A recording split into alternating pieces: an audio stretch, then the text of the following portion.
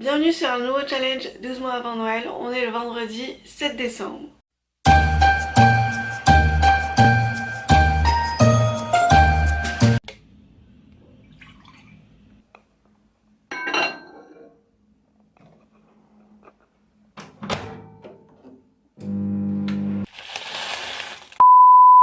Alors, comme d'habitude, avant de partir travailler, j'en profite pour tirer un nouveau mot.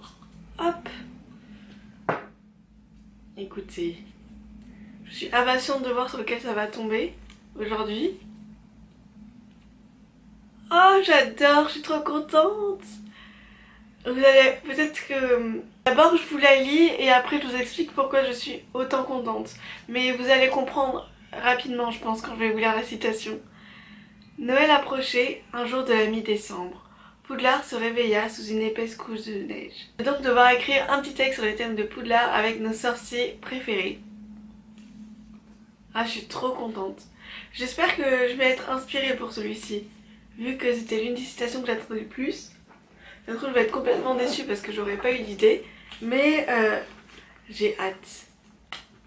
J'ai hâte d'écrire ça, même si je sais pas à quelle année je vais situer ça, je sais pas du tout où est-ce que ça va aller, mais bon, comme d'habitude, on va y aller tranquillement, mais sûrement.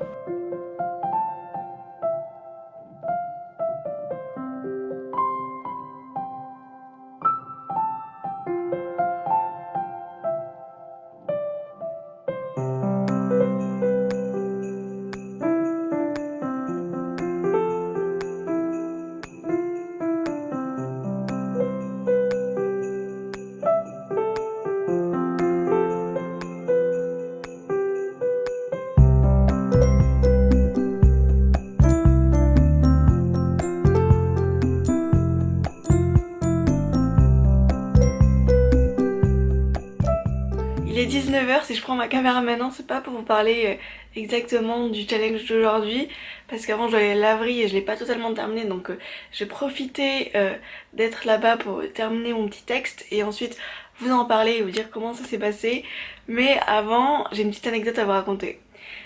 Donc il se trouve que cette année, comme calendrier de l'Avent, j'ai eu un calendrier Nocibé, vous l'avez peut-être vu dans le début des vidéos, j'en ouvrais quelques-uns, et donc je me suis dit, tiens, si j'ouvrais le numéro 7 avec vous. Et ben heureusement que je l'ai pas fait, parce que finalement je l'ai ouvert comme ça en rentrant, et la case était vide. Bravo Nocibé, c'est pas sérieux tout ça. J'appelle ça un gros fail, alors je sais pas si ça a été volé ou quoi, parce que là je vois que ça a été déchiré, alors il suffit que la boîte était pas emballée, mais ça me paraît un peu étrange, alors je sais pas trop ce qui s'est passé. Voilà, je suis déçue Nocibé.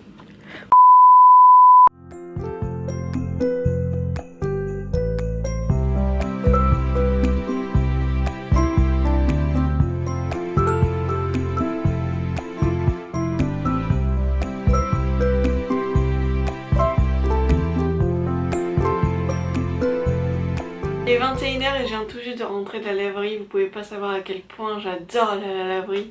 C'est vraiment un plaisir extrême quand je vais là-bas. C'est le truc que je déteste le plus au monde je crois pour l'instant. Depuis que je suis là, je déteste ça, je déteste. Bref, l'épisode laverie est passé et de mon côté j'ai pu terminer là-bas mon fameux texte sur l'univers d'Harry Potter. Enfin j'applaudis mais ça se trouve c'est mauvais, vous allez pas du tout aimer. Mais en tout cas je m'applaudis moi-même parce que ça y est, j'ai réussi le texte. C'était pas très bien parti j'avoue. Mais avant de vous parler de ça, je me suis rendu compte d'un truc cet après-midi. Ce matin je me suis dit, allez pourquoi je mettrais pas le retour de temps d'Hermione que j'ai ici. Et j'ai tiré la seule citation d'Harry Potter. Et la seule consigne liée à Harry Potter. C'est un peu fou quand même le hasard. Je vous assure que j'ai pas du tout triché ou quoi. J'ai vraiment pris le premier papier que j'avais à l'esprit. Je trouve ça assez dingue. C'est même limite un peu bizarre.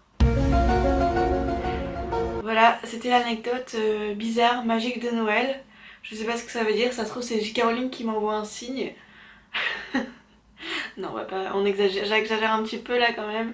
Concernant donc l'écriture de ce texte, eh bien j'ai trouvé ça beaucoup plus compliqué que le reste, surtout quand on dirait que c'est Harry Potter. je trouve que implicitement on se met un peu la pression et personnellement j'avais vraiment envie d'être à la hauteur de cet univers qui est incroyable, j'avais pas envie de le dénaturer ou de faire quelque chose qui collait pas du tout. Donc après c'est vous qui allez me dire en commentaire si vous trouvez que ça colle parfaitement avec l'univers d'Harry Potter ou quoi. Donc c'était assez un challenge.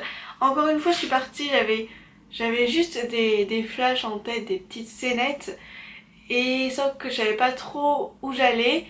Et puis au fur et à mesure, l'histoire a pris un petit peu plus de sens. Et vraiment les 20 premières lignes, je suis partie sans savoir où j'allais. Pour l'instant c'est vraiment le texte le plus long que j'ai écrit parce que l'occasion s'y prêtait et j'avais vraiment envie d'étirer la chose pour que ça colle vraiment à l'univers d'Harry Potter, etc. Encore une fois j'ai hyper hâte que vous me disiez ce que vous en pensiez. D'ailleurs, j'ai écrit ce texte en rapport avec l'un des tomes, donc si vous avez réussi à deviner à quel tome d'Harry Potter ça correspond, eh bien dites-le moi en commentaire, j'ai laissé 2-3 indices. Comme d'habitude je vous dis rendez-vous dans 2 jours et je vous souhaite une bonne écoute du texte. Un chat aux poils roux et épais court après un rat auquel il manque un doigt. Dans la salle commune des Gryffondors, les pions dans l'échiquier vers son sorcier attendent impatiemment que 2 élèves lancent les hostilités en jouant une partie. Une boîte de dragées surprise de Bertie Crochu s'est renversée sur un devoir de métamorphose. Les bonbons commencent à fondre. Le professeur McGonagall aura droit à des effluves de pastèques et d'œufs pourris pendant sa lecture. Un uniforme trempé, de la cape aux chaussettes trouées, lévite à côté de la cheminée. Un première année a encore voulu s'aventurer sur le lac noir gelé, alors que tout le monde sait que Drago et sa bande s'amusent à découper la glace comme du gruyère, puis à cacher les trous à l'aide d'un banal sort d'illusion. Il lui suffit ensuite d'inventer une histoire de tradition ridicule tous les jours de pleine lune pour berner les nouveaux élèves. Une voix criarde résonne jusqu'en bas du hall d'entrée.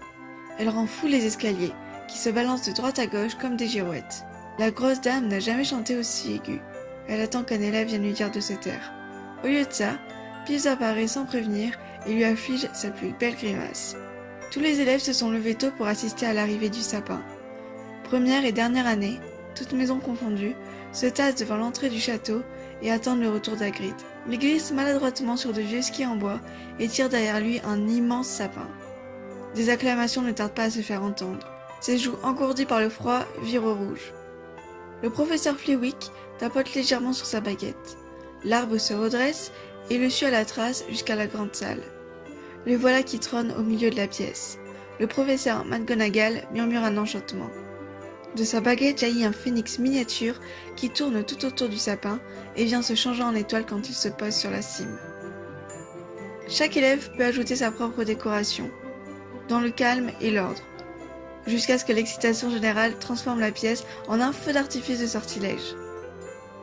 Les frères Weasley créent de petits balais qui zigzaguent furtivement autour des branches. Harry pense à son propre balai réduit en miettes.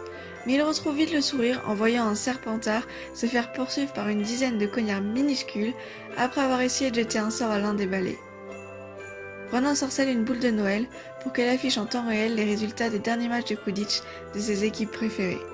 Hermione, quant à elle, suspend une décoration en forme de livre.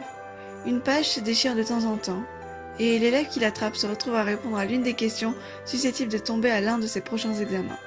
Mais la décoration qu'Harry préfère est celle du professeur Dumbledore, un nain de jardin qui débite des devises farfelues telles que « Méfiez-vous d'un chaudron sans fond et des chaussettes violettes, car vous pouvez retrouver le matin de Noël avec un champifleur à la place du nez ». Le jour du sapin reste pour chaque élève sorcier l'un des moments les plus mémorables du mois de décembre à Poudlard. Is it chill that you're in my head? 'Cause I know that it's delicate.